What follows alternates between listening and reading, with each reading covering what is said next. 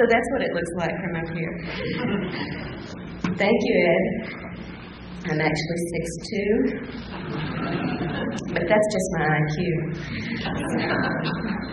And good morning, everyone. I want to thank Ellen and Monty and the rest of the Austin MUFON organization for being such wonderful hosts for my husband and me. And this is our first time to participate in a MUFON conference, so you're making a very good impression.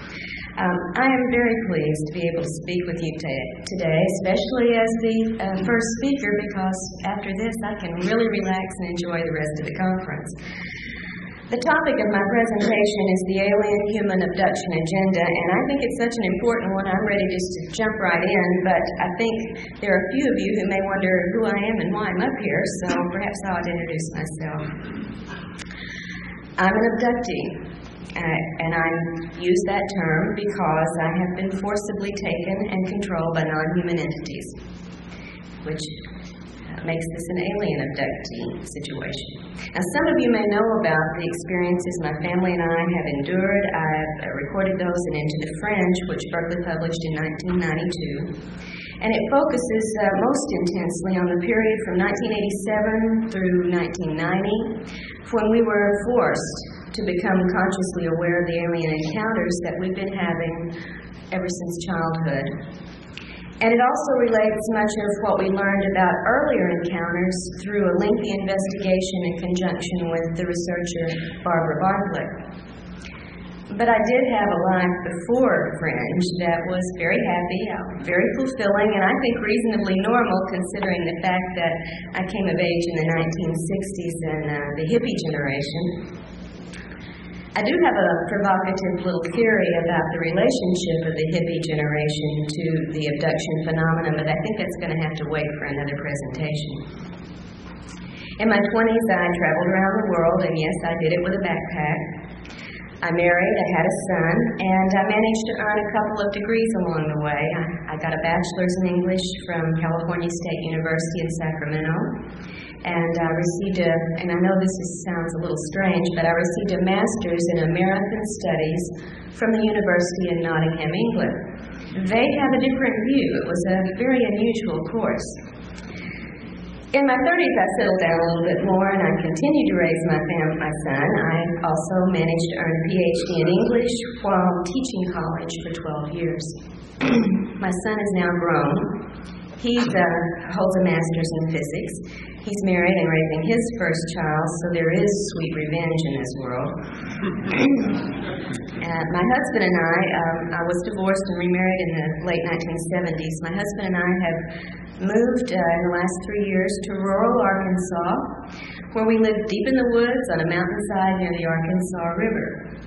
And outside of ufology, which for me is anything but a hobby, I do have other interests and activities.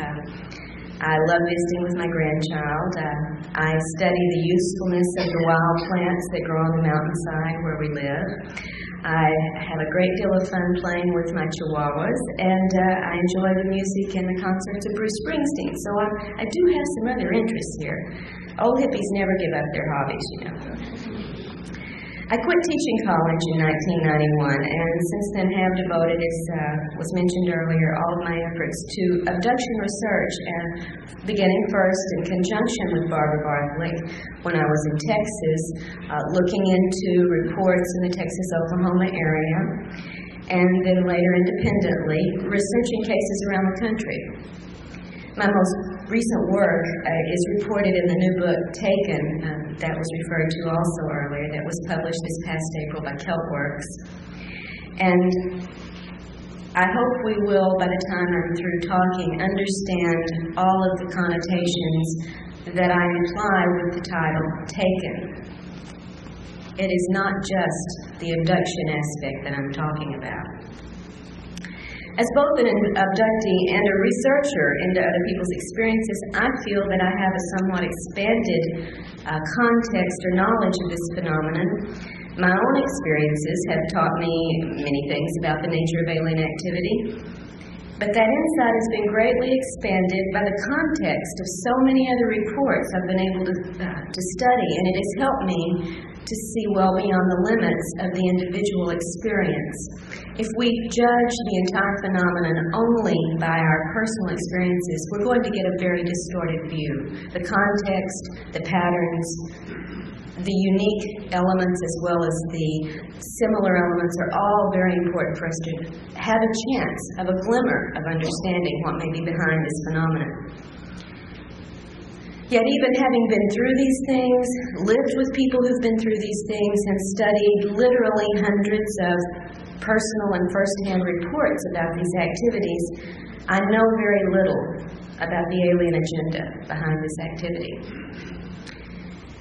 Stanton mentioned the need to hold ourselves to facts in this field, and I think that is extremely important. We should repeat that 10 times a day as we go through the work in this area. The problem, of course, with the abduction phenomena, as with a lot of ufology, is that the nature of the alien activity is designed deliberately to keep us from having much in the way of concrete evidence. Designed that way. It is not an accident. So it is difficult to feel confident of many facts. The dictionary defines facts as things and ideas which are demonstrably existent, objectively verified, and known to be certain. And at this point, given everything I've learned internally and from external evidence, there are so very few things I'm willing to call facts. The list is very short. So today, instead of regaling or educating or entertaining you with abduction case reports and photos of the body markings and the drawings of the spacecraft and aliens, which I have done and could do, I would prefer to take this opportunity of perspective, which is, of course, the theme of this MUFON symposium, to share with you my list of facts, and then try to take you beyond the fringe of this phenomenon and into the heart of the abduction scenario. Now, I'm going to begin by discussing my list of facts before I go on to two other issues, propaganda and fantasy, because I think it's on the basis of the facts that I have been able to discern what I can about the data in the other two categories. So this will be a very short list. I hope you'll follow along with me. Facts. Fact number 1. We do not know with any certainty exactly what these entities may be. Extraterrestrial, interdimensional, terrestrial in origin, some combination of all of the above, something we have yet to even dream of. I'm going to use the term alien merely for convenience, and I am not implying that I believe they are from another planet. Now, certainly they may well be. We just don't know, and that's a fact. The aliens themselves have identified a number of different origins to various abductees and contactees throughout the years, but of course we humans have absolutely no way to check out any of the statements that they've made. Therefore, we cannot know these things, as the dictionary says about facts, to be certain, to be objectively verifiable. Fact number 2, and I'm stating this with all of the tact and diplomacy and self-control that I can, and those of you who know me know I have very little. At least some of the aliens are liars. Through the past decades, the aliens have made, and you all know this if you're familiar with your ufology history, have made various predictions and promises and given a number of very specific warnings about impending events. And we have these documented at least since the early 1950s. And you and I all know, when we look at the record of what's happened since then, that very few of these things, and none of great consequence, have come to pass. This is not a reliable source. I would like to illustrate just from personal experience one such scenario that should make us question the things we are told by these creatures. In Into the Fringe, I recount the story of a young man that I had known since he was 11 years old. He and my son grew up together. His family and I were close friends, and I have a great deal of confidence in who this person is and his personal integrity. He went through an intense series of encounters and abductions, as we all were doing in this particular group during 1987 and 88 and 89. And one of the entities with whom he had repeated, almost regular contact was an entity who described itself as an interdimensional being, stating that its group was 10th dimensional and knew about the 11th the way we know about the 4th dimension. This entity would appear in various physical guises during its encounters with James. Sometimes it would be a nebulous form, sometimes it would be a human-looking woman, but sometimes only her head. Sometimes her head and her hands if there was something she wanted to show him. So it varied. At one point in an extraordinary weekend of events, which are recorded in detail in Fringe, James was compelled to go out of state to a particular area. He was at his grandparents' house and was abducted in the middle of the night and taken to a hill a few miles from there where this woman materialized in full form this time. All the body parts were there. At that time, she told him that within 5 years of that date, he and a few other people, including us and several others in the area, would be activated to perform our jobs, our tasks. That it didn't matter where we would be at that time, it didn't matter what we were doing or what we wanted, we would do our jobs. The woman told him he would know this was true because she was going to give him a series of predictions of events that would come to pass from this date through the 5-year period. And she began by telling him about a situation that was occurring right at that moment, several states away, with people he knew, so he could check this out to see if it was true. He certainly did. We all checked it out, and it was exactly true. What the woman had told him going on in the other states actually had happened, was verifiable. Of course, this made of James a believer. James was a valedictorian in a private, prestigious school. He had a career ahead of him where the sky literally could have been the limit. But the woman had told him in 5 years, you will be turned on to do your job. It doesn't matter what you're doing or where you are. And you will know this is true by the things that occur. The first thing made such an impression that she was telling the truth that James's life was put completely on hold. He dropped out of college, he gave up his plans for a career, his personal relationships became irrelevant, and he thought, I've only got 5 years, I should party, I'll make enough delivering pizza on a part-time basis that I can do the things I need to do before they take me over. Of course, none of the rest of the events occurred, but his life was effectively altered to his detriment by the lies that he had been led to believe. And you know, the best way to get someone to believe a lie is to sandwich it between a few truths, which is what, of course, the woman did. The 5 years, by the way, ended in August of 1993, and we're all still doing what we want, where we want, and we're not doing our alien jobs. The aliens have given a number of stories to people throughout the years about who they are, where they're from, and we have a list, if you compile this, and at one point I think I tried to, a list of planet origins for these beings that include everything from the planet Lanakane to Banlon. They also have given us a variety of explanations as to why they're here and why they perform certain procedures. Often, however, these explanations are contradictory. And without going into a great deal of detail, I will point out just one example. I report on this in the book Taken. Several people, abductees, that I have personally worked with, have been shown cloned bodies aboard craft or in facilities. And we'll talk a little bit more about the details of these in a moment. Just for purposes of the deception and the lying capability, I will use this little story. Pat, who's one of the cases in my book, was shown a copy of her body that was in storage with a number of other human bodies. She was told it was for the resurrection.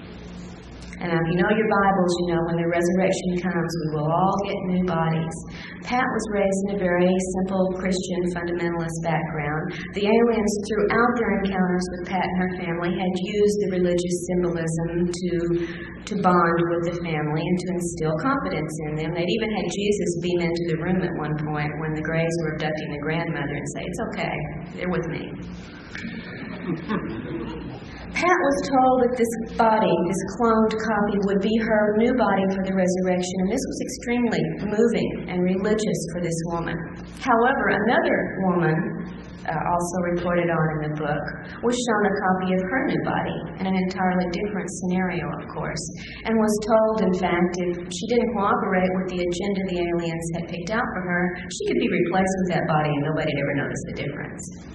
And in a third case, we actually had that occur on a temporary basis. A woman was abducted on her way to work and shown on a viewing screen her clone going to work in her place, and nobody knew the difference. So, are these bodies for the resurrection, blessed by God Himself, or are they threatened potential replacements? Aliens didn't get their stories quite straight in those cases. Fact number 3. In encounters, the human's perceptions are controlled, as are the human's conscious memories. Now, you're already very familiar, probably, from the work of Hopkins and Jacobs and others, with the concept of screen memories, especially at the onset or conclusion of an abduction event, right? Someone may see a strange owl instead of the ET, or a little gray rabbit by the side of the car instead of an ET, or a beautiful deer, whatever. We're familiar with these screen events. What we may not be familiar with is the fact that the screen techniques go well beyond such temporary uses in the phenomenon. And we'll talk about that a little more later also. We're talking about control in fact number 3. It's also a fact that the perception of pain can be controlled and is controlled during these encounters with the particular abductees, as are feelings of physical pleasure, often sexual pleasure. And, of course, the human's emotions are also controlled during these encounters. The fact is, you are in control of these creatures during every encounter, to some degree, more or less, normally more. Fact number 4, false memories can overlay and disguise the actual events of an encounter. And even with regressive hypnosis, the abductee may recall false scenarios. I'm not talking false memory syndrome, as so much has been ballyhooed lately in the press. That's not what I'm talking about. The abductee can recall false scenarios, even under regressive hypnosis, unless some effective method is used in the hypnotic process to help the abductee bypass implanted illusions. Some of you have heard me talk before. Remember an illustration of this concerning a woman named Joy, who in the 1970s had an encounter, a missing time and relocation episode in California. Was driving in one town, 2 hours later she's in another town, has no idea how she's gotten there. She's crying, she's in hysterics, and she feels totally abandoned and betrayed. 20 years later, when additional incidents occurred and finally compelled Joy to seek out some help to find out what was going on in her life, one of the events that she looked at under hypnosis was this 2 hours of missing time in the early 70s. She recalled in the initial stage that she was taken aboard a craft and brought by a regal and awe-inspiring figure who looked like the king and had on the robe and was very much in charge, into a room much like this, stood before a podium much like this, gazed out into an audience of wonderful, smiling little grays, not at all like this, thank God, and was given a book and told to read this book to the audience. She looked at the book, and it had blue symbols or figures on it that she had never seen. She said, "I can't read this. I don't know what these symbols mean." And she was told, "Just put your hand over each symbol. You'll receive the impression, and then recite what you received to the audience." So Joy did this, and she would touch each symbol. And as she did, she would mentally receive a very warm, uplifting, wonderful spiritual message, which she would then recite to her audience. And she went through doing this, said the response she got was one of such love, such overwhelming acceptance.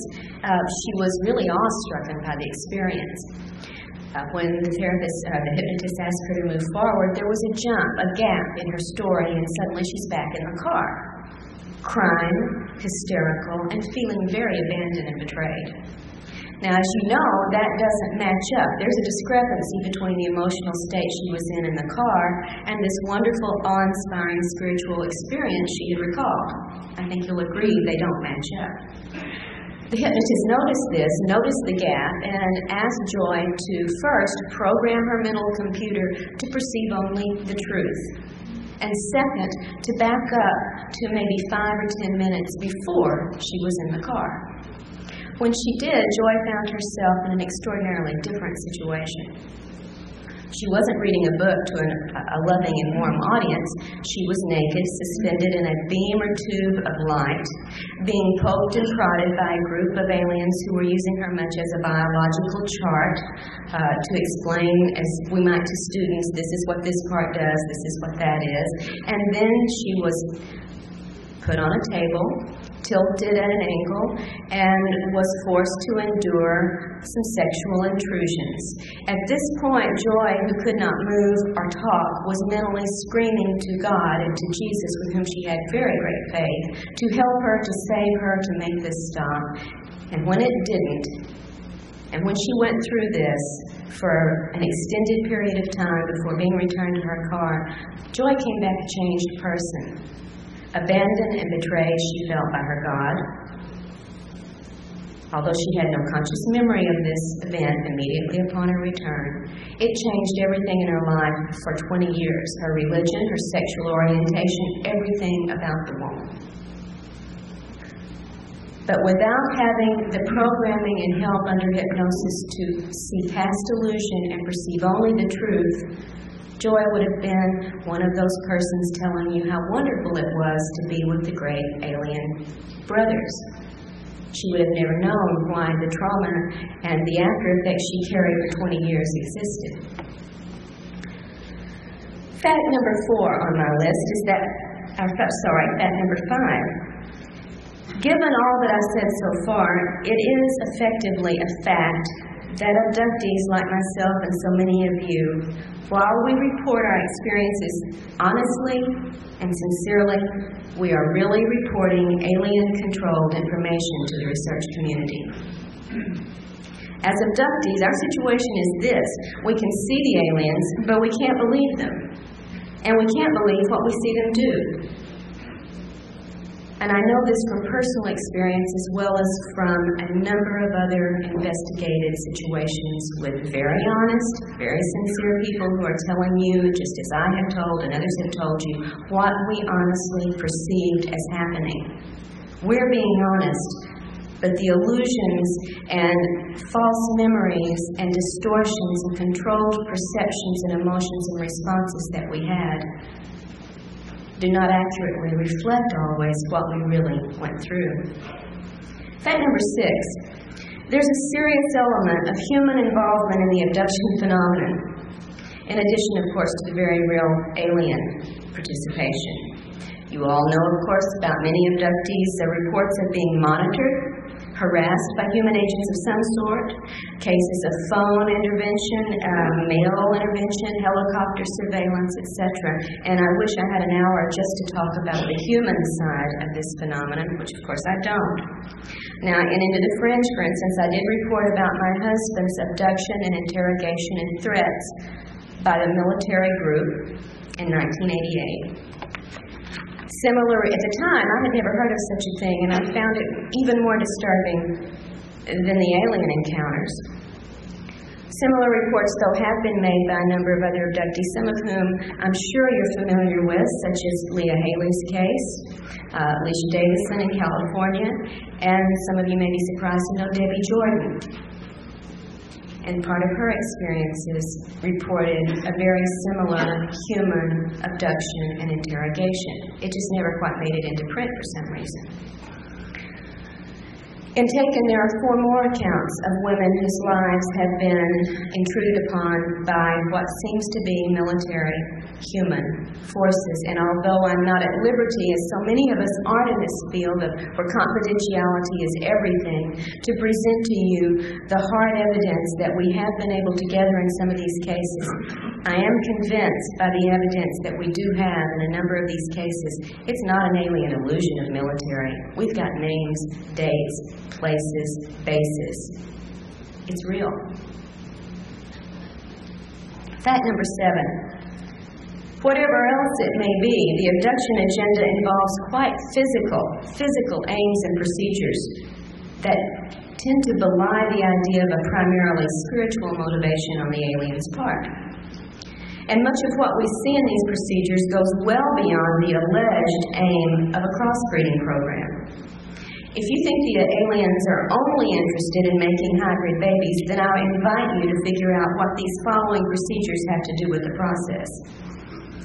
First, you're aware of the various types of implants into numerous areas of the body, into the brain, through the ear, into the neck, into the spine, into the legs, the hips, and even in one man's fairly notable case, into the penis. Some of these implants have been seen on X-ray, CAT scan, and MRI. Some of them never show up. Some have been physically recovered. But so far as I'm aware today, and I do invite those who may know better to please correct me on this, whatever analysis has been performed on these objects has not given us any sensational new information. We still don't have any proof of what these things do in our bodies. What about the insertion of wires and tubes into abductees in the chest, in the kidneys, the ovaries, the wrists, the knees, and the feet, as well as the taking of human body fluids and the injection of unknown substances into the body in various locations? What about the brain operations, which in the statistics that I've been able to look at in a very general way without running them through the computer, seem to turn up as often, almost as often at least, as the reported taking of sperm and ova? In the cases reported, the individuals who've undergone or think they've undergone, because you always have to have that in the back of your mind, given illusion, who have undergone these experiences use almost identical terms in reporting what has happened to them. I felt like my head was opened up and my brain was taken out.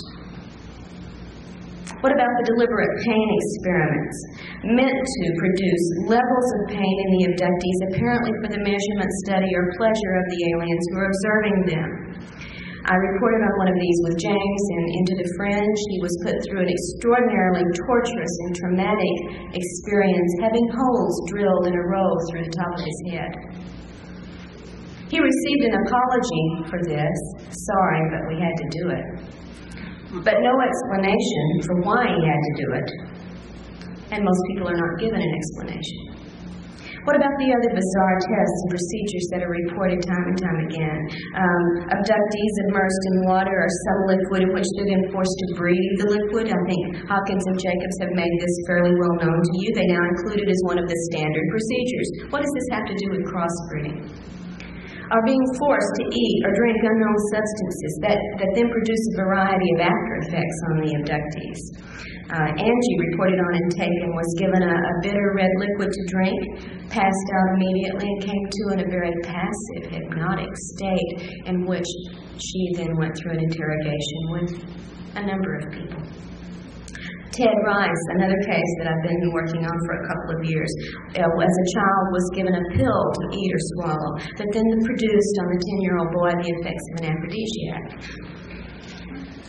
What about being forced to engage in a variety of sexual, not reproductive, but sexual situations with alien beings, with human-looking figures, and with other abductees?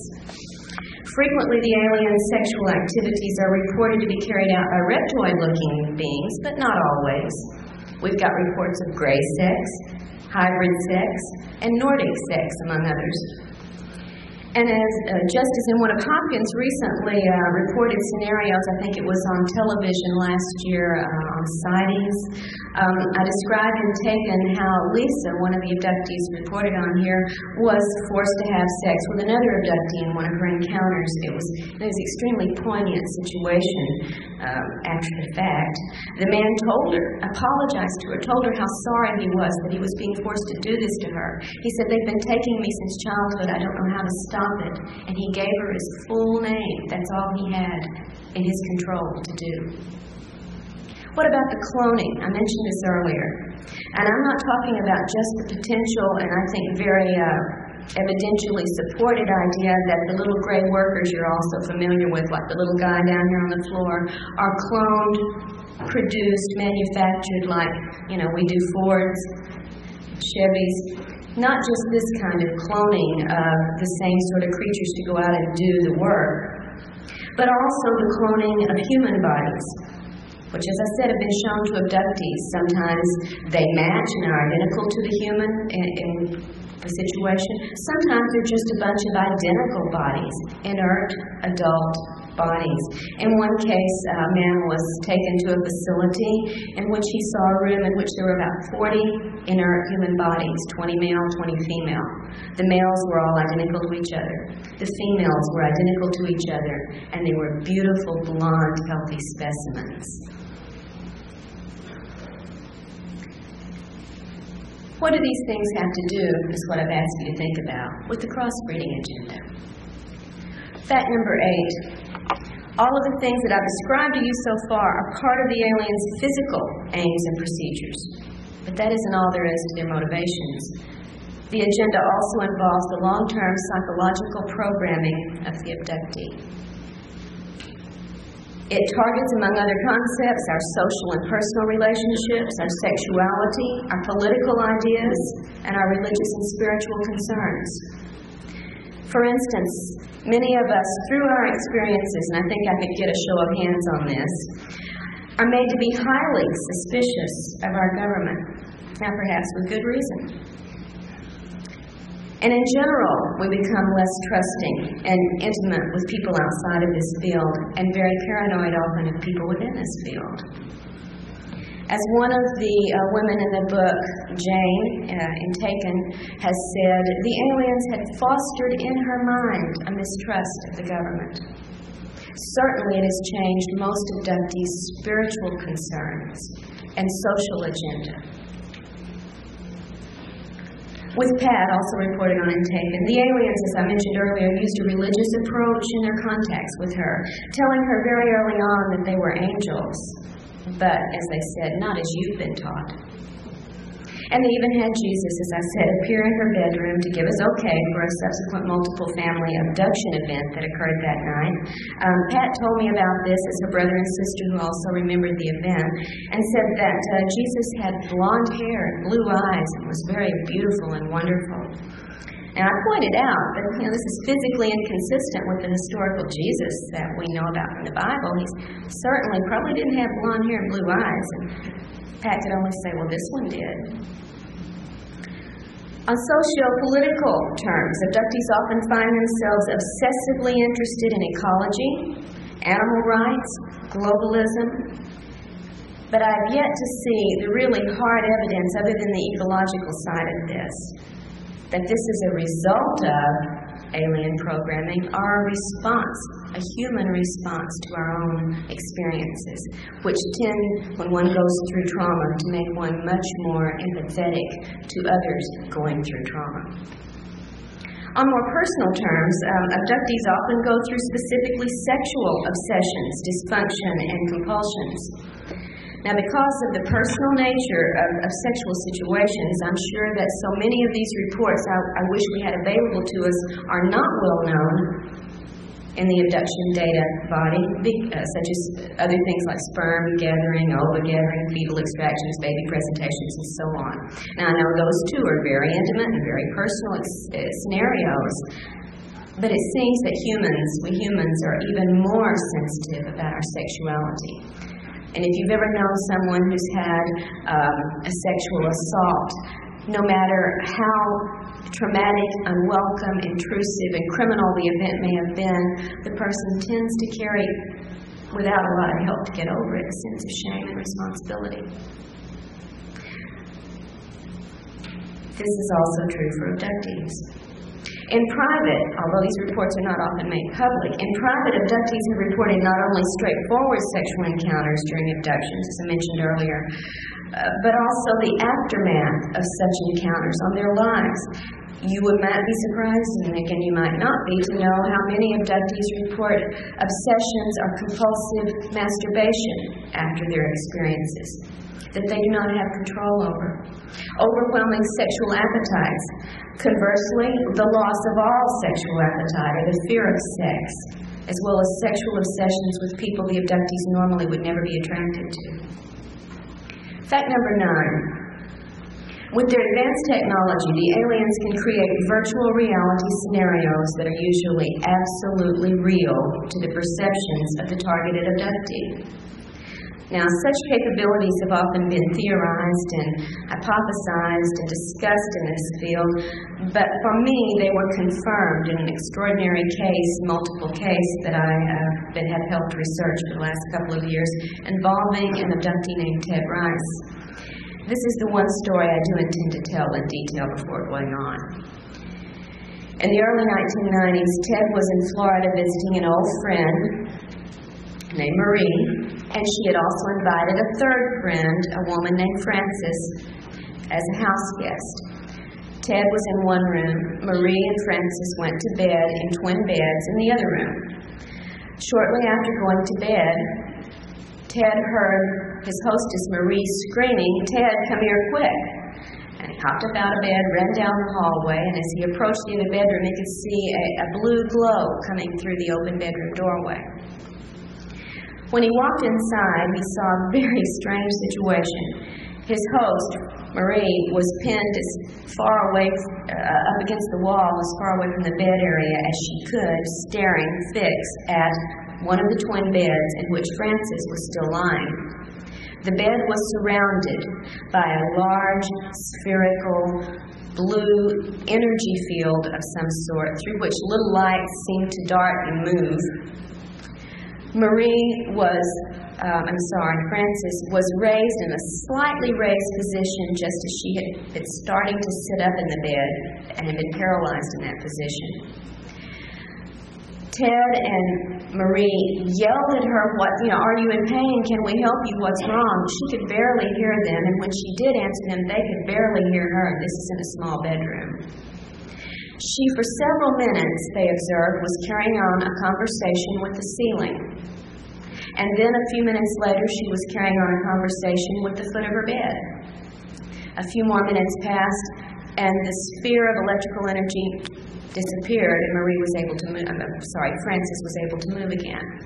When she sat up, she told them what she had been experiencing. It had begun, she said, hearing the sound of a helicopter low over the house. And in fact, she had turned to her hostess, Marie, and said, "What's a helicopter doing over the house this low, this time of night?" Marie said, "What helicopter? I don't hear anything. You're dreaming. Go back to sleep." Frances said, "No, don't you hear that helicopter?" At that point, she had started to sit up. That's when the blue sphere of energy had coalesced around the bed. Frances told them after this was over that it had seemed as if the ceiling dissolved or disappeared. And I've heard this over and over and over again. And she could see through the ceiling up to the trees above the house where there was a strange crash. She had thought it was a copter when she heard the sound, but as she looked up, it was not like any copter she had ever seen. And within this were two alien creatures, which she described in physical detail, with which she carried on a conversation for several minutes. And then she said they came out of the craft and beamed down to the foot of the bed. Didn't you see them? And where she carried on another few minutes of conversation. When the sphere disappeared, so did the aliens, so did the invisible ceiling, and so did the strange craft. Frances had not been able to see the blue sphere of light around the bed. All she had seen was a craft, heard noises, had a conversation with two alien entities. Marie and Ted, who were outside of this field watching this, saw and heard only the blue sphere. If they had not been in the room to observe this, Marie would have Frances would have believed with all sincerity that she had had exactly the encounter she thought she had, but she didn't. Fact number 10, and this is the last in my short list of facts. It is a fact that the aliens show a mysterious interest in the human soul. And I say mysterious because of the kinds of things they do and say concerning it. Now, this part of the phenomenon is so rarely discussed in public that I don't think we really have a good pool of data to proceed on a serious discussion, but I'd like to bring it up because it is a fact that the interest is there and mysterious, and we should be concerned about it. There are a number of intriguing reports that we could start with. For instance, a young girl who the aliens asked if they could borrow her soul. Two different abductees, totally different, totally isolated from each other. It happened to both come from the St. Louis area, both shown at the age of 5, a gigantic metallic spherical object somewhere in space, and we're told in essence it was the Soul Recycling Center. Reports of abductees who recall apparent past lives in which they've inhabited alien bodies with their souls. And even in one case, a man who watched as his young body was killed and his soul energy released, captured in a container, and taken to a new replacement body where it was reintroduced into the body through the technology of the little black box you might have heard about in some of these cases. For me, that's the end of my list of facts. So I'd like to move on to the other two categories, beginning with propaganda. Propaganda is defined as any association, system, or concerted movement for the propagation of a particular doctrine or belief. With me on that. What I've learned from my own experiences in the research into this field with others shows me that the aliens are clearly practicing such programming. And they are propagating a number of beliefs within abductees and through their reports to the UFO community specifically, and then to the population in general. They shape our beliefs in part, at least our beliefs about them in part, by the physical appearances they appear to us, for one thing.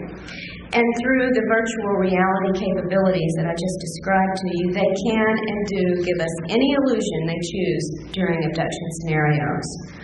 One young man, a young boy abducted with his grandmother in a situation I don't need to go into at this time, had brought into the room the grandfather. Just happened the grandfather had been dead for 6 years. Another case in which, many cases in which celebrities or well-known figures are used to, in a scenario, to persuade an abductee to participate in this or that other procedure. Jesus turns up very, very often. He's always blue-eyed with blonde hair, and I'm sure that doesn't, maybe if we were in India we'd get Krishna, I'm not sure. Masking entities when the illusions have been seen through, and they often are. And one I think particularly important, although I've cited it before, I think it's worth repeating. I tell the entire account and Into the Fringe. A young man who was compelled to go out of his house in the middle of the night. As we, under control, you go where you're supposed to go, and there is some evidence we get up and take ourselves out to be abducted, whether we know it or not. Compelled to go outside for an encounter, and there, waiting for him, was a Nordic, a beautiful blonde woman. Probably the spitting image of Semyazi, who was waiting with open arms and a loving look, a little bit attractive, alluring look, in fact, for him to come into her arms. And she reached out for him and drew him towards her, and being under control, as we always are, he went for it. Expecting to get an embrace and a kiss, as the arms wrapped around him, the image of Semyazi disappeared. And what was holding him was not blonde, beautiful, or human. And what he got was not a kiss, but being thrown to the ground, pinned down, with claw marks the next day around his neck where this had been held down, while a 2-foot rod of some sort was rammed down his mouth, down his throat, into his stomach, where the extraction of juices then took place, leaving him with the external claw marks, the scraped throat, and the taste of bile for quite a while afterwards. The aliens foster a belief I think, in their beauty and their compassion with us through such means as showing us pretty people. I think they realize we're not as smart as we think we are, and that we often equate beauty with goodness, and you and I both know that's not always the case. They also foster a belief in the alien-human crossbreeding scenario through such repeated procedures as fetal implants and extractions, sperm and ova gathering, baby presentations, and so on. But I think, as Stanton warned us early on, we should remember that without external confirming evidence, we cannot accept this as proof. If we believe the aliens in our race can interbreed, however, it serves a lot of propaganda purposes. It makes us think we have some shared commonality, which makes us more receptive to their presence and activities. If we think we share offspring with them, this belief binds us to them even more so, just as royal marriages used to try to bind competing political parties when one wanted control over the other. The crossbreeding scenario also can lead us to see ourselves as subordinate to the aliens and dependent upon them when they tell us this is the only way your race is going to be able to survive. And they reinforce our dependence on them by warning us of the impending disasters from which only they can save us. I wish I had time to discuss what they may really be doing with the sperm and ova and fetal material they take from us, but I have yet to see confirmed proof that it has anything to do with hybridizing either their species or ours. Through the manipulation of what we think they're doing and what they tell us, they also propagate the belief that their intrusions are ultimately beneficial in purpose, in spite of the fact that so much of the specific abduction events are painful, traumatic, and debasing to the person involved. We have many well-known accounts, abduction accounts, or should I say contact accounts, in which a person has been given a very positive, spiritual experience, sometimes with physical healing or expanded intelligence, psychic abilities, and these abductees feel very compelled to go out and tell you about their situations and proclaim that the spiritual benevolence of the aliens is all there is to it. And such reports can almost make you forget about the numerous other reports in which abductees experience great pain, suffering during their abductions, as well as severe, sometimes even fatal physical after effects and emotional distress afterwards. Some apologists for the aliens call such problems unfortunate but unavoidable, as if they were privy to the do's and don'ts of the alien conduct. But if inflicting pain or permanent damage can be controlled and avoided in certain cases, we can have and do have the right to ask, why is it not extended to all abductees, which it certainly is not. Just real quickly, one case I reported in Taken, Beth, a Puerto Rican woman, abducted in the late 1970s along with some of her children and her husband, went through a series of very strange physical and spiritual events during this abduction. Afterwards, suffered with a persistent, weeks-long rash that no one could explain, severe nausea for days afterwards, headaches, blinding headaches, severe hair loss, and such damage to her eyes that she developed cataracts, and she was a very young woman. This called for surgery, of course, to remove the cataracts, and the surgeon found evidence that she had had previous eye surgery, which she, of course, had never had. We have reports over and over of diseases, distress, sometimes fatal situations following immediately upon abductions, as well as the wonderful healing cases that are out there. They do exist, but if they exist for one, why do they not exist for all? And I think we need to ask that. Propaganda techniques also include perpetrating good cop, bad cop situations, or good alien, bad alien situations. You know how many accounts tell of painful, traumatic events taking place during an abduction, and then they stop when the good alien enters, the friendly one, the protector who makes it all better and takes away the pain. Binds us to them. We've got a helper.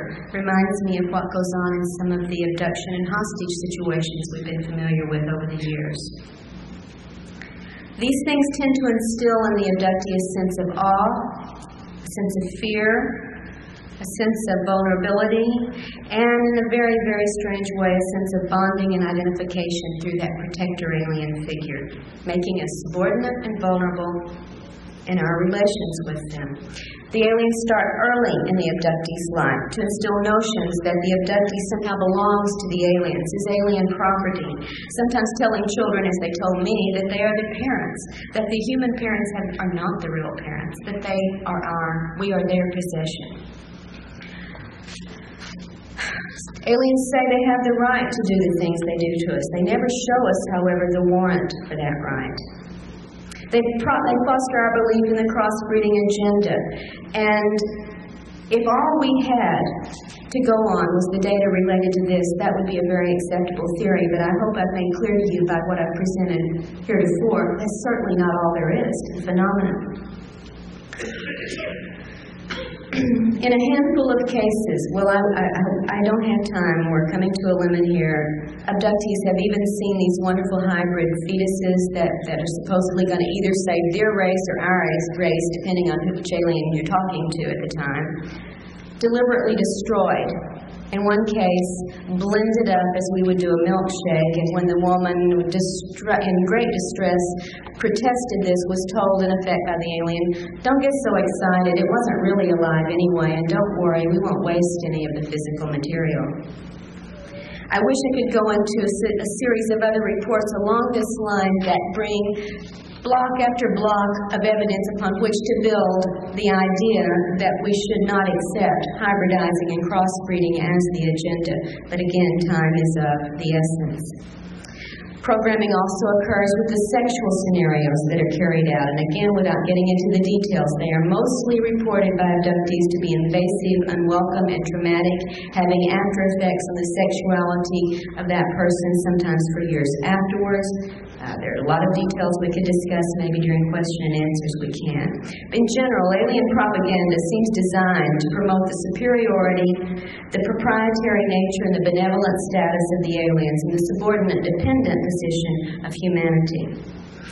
To close, I'd like to talk very quickly about the issue of fantasy. Fantasy refers in some of its definitions to suppositions resting on no solid ground. And I think you can see already we've had alien fantasy perpetrated upon us in scenarios.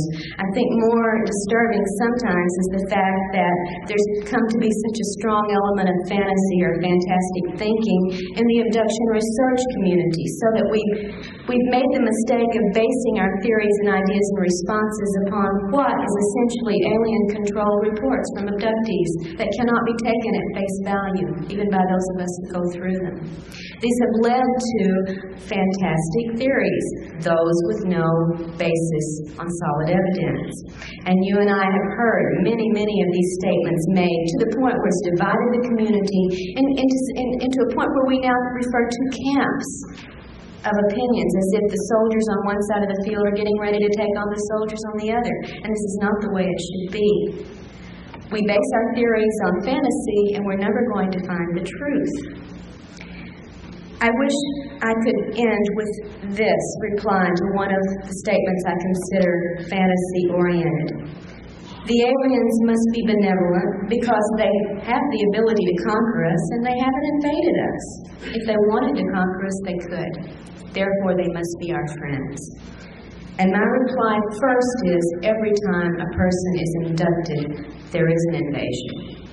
Also, please remember, there are many more sophisticated ways to invade than to use weapons of mass destruction. If they can control and manipulate the way we think, the things we see, and how we emotionally respond, they don't need those weapons. I have to bring this to a close, and I would like to say that we must, I think, get rid of the fantasy element in our thinking in this field. We have our own human needs and desires that also help shape our thinking, not just the alien-controlled data that abductees report. We do not want this to be a bad situation, therefore we don't let ourselves think it could be. We do not want to think our government is involved in any way in this because it's too frightening. The implications are far too frightening, so we ignore them or deny them or rationalize them. We feel so helpless sometimes to effect any change in the abduction scenario that we forego focusing on the big questions and resign ourselves in effect to abductee therapy which of course is necessary, but it's not abduction research. The point is not so much learning how to live with the situation as it is finding answers to the questions of who in truth these beings are, why they're here, what technology they possess that allows them to implant and control us, to clone our bodies, to harvest our energy and our physical material, and to find out what our government knows about this agenda and what it may be trying to do about it, and why part of that involves intimidating, surveilling, and even abducting abductees. Now, I think these are the ideas now, 25th year anniversary of MUFON, when we have to look forward to where ufology should go. In the field of abduction research, these are the areas that I would advocate we concentrate our energies, in spite of whatever wishes, fears, and prejudices we bring into this. There is no room for fantasy in our thinking about the potential consequences of the alien presence. Thank you.